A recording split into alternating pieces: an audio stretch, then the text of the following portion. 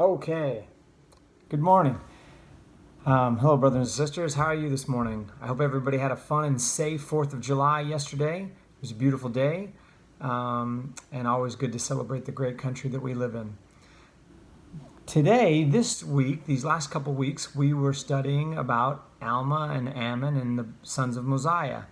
And the last lesson, I had asked or encouraged you to see, as you read these chapters, to look for ways that you could improve your missionary service. And I hope you did that. I wanted to share with you some of the things that I found that were key to missionary service. Those were service. Service was key. That was why they had so much success, is because they went and served. Trusting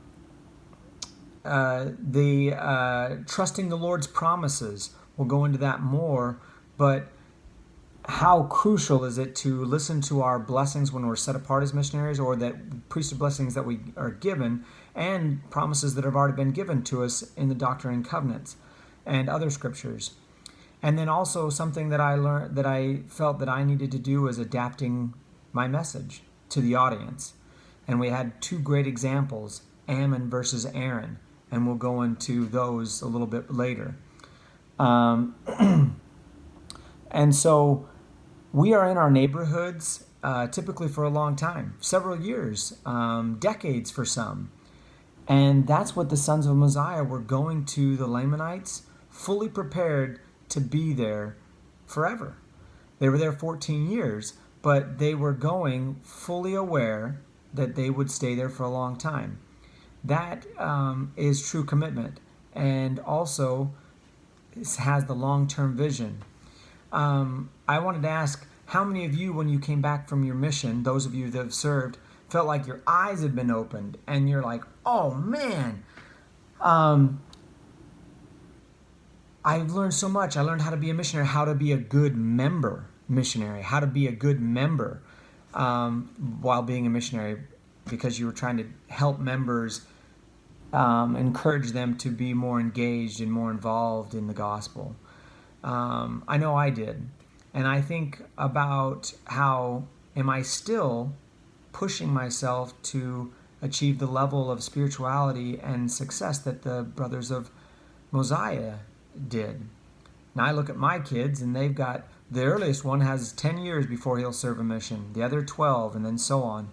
And if I'm good as a parent and truly help them learn the scriptures and the importance of simple gospel habits of reading and praying and fasting, hopefully I can help them, or they'll achieve greater levels of spirituality than I had when I went on a mission, so that they can be more of an instrument in the Lord's hand.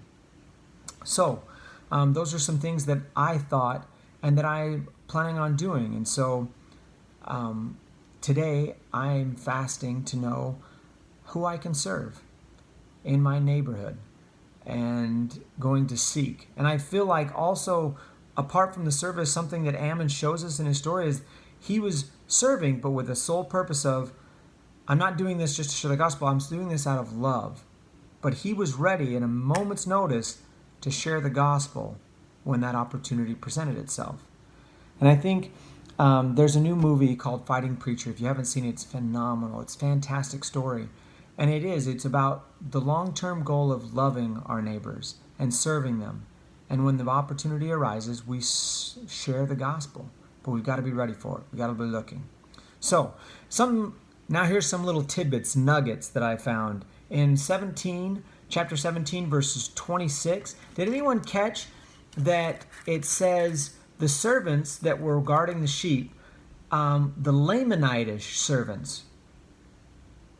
I thought that was interesting. Lamanitish. So were they not direct descendants? Were they from another tribe? Were they considered less? Were they different? Were they a little prejudiced? Or were they thought second-class citizens a little bit? I also thought it was interesting that did King Lamoni send Ammon to the flocks because he's like, hey, I send this to all the people that I don't care about because, this is a menial task and I'll probably kill you because you'll fail. I wonder if him turning down his daughter, did he say, okay, well, then you're really not all that. I'll send you my flocks. If you do okay, I keep my sheep. If you don't, I'm going to kill you. So I wonder about that. And then in 35, it says that the robbers, they didn't fear Ammon. They supposed that one of their men could slay him, right? Because therefore they delighted in the destruction of their brethren. And that made me also think about the Lamanitish. Were those people lesser? And so these Lamanites thought that they could just bully them around or scare their flocks away. I don't know. It's just something that came into my mind. So Ammon, so two examples that we have here were of Ammon and Aaron, right? Ammon in 17 comes and he says, I want to serve you. And he serves for a few days, and it just came up. But this is back to trusting in the Lord's promises and our priesthood blessings. What were the sons of Mosiah promised? They would not be killed. They would not be destroyed. So when all these guys come running at him, with clubs, with stones, Ammon doesn't think twice. He's like, yeah, let me show forth the power of God that is within me. And he trusts that power, and he goes out and he kills a lot of them. Cuts out a lot of their arms. 6 with the stone, their leader with the sword, and then he cuts off a lot of arms. Not a few, is what they say. But the trust that he had in that promise. When you went on a mission, those that served, do you remember the priesthood blessing you were set apart with your stake president? Do we remember the promises made in Doctrine and Covenants that open your mouth and it will be filled? Those are the ones I'm talking about, that when our neighbors hear, we serve them and they ask a question, do we clam up, do we get nervous, or do we trust that promise and just speak? I hope we can remember those and remember the priesthood blessings we are given, and trust the Lord. He wants all of his children to have the gospel, because as it talks about in the next section, 23 through 29, what joy that can come from it. Also, something interesting I found is that Aaron, his approach was a little different. Granted, his was a little bit harder people, but he went into their synagogues and he preached unto them. And then this is what is interesting to me, and this is kind of Brother Lyon's interpretation, but in in chapter 21, verse 11, at the end it says, and also Alma and his brethren, and this is who was with Aaron, and they contended with many about the word. Well, anytime the word contended is in, it kind of makes me think there was contention and maybe a little Bible bashing. And I remember the first and only time I Bible bashed someone on my mission. It made me feel horrible. I couldn't speak Spanish very well. The spirit was gone. And I think, yes, he was with harder people, the Amalekites and the Ammonites, but his approach was, it's so clear. He opened the scriptures in their synagogues. He proved them wrong. He had confounded them. He expounded the scriptures unto them, thinking, it's so clear, I can show you. Maybe his was a little more logical approach. And then when Ammon came, they probably had a little PPI, a little district meeting, if you will, because Ammon was their leader, had a little district meeting, and then he went to King Lamoni's father, and what did they do? It was a playbook right out of Ammon. We want to be your servants.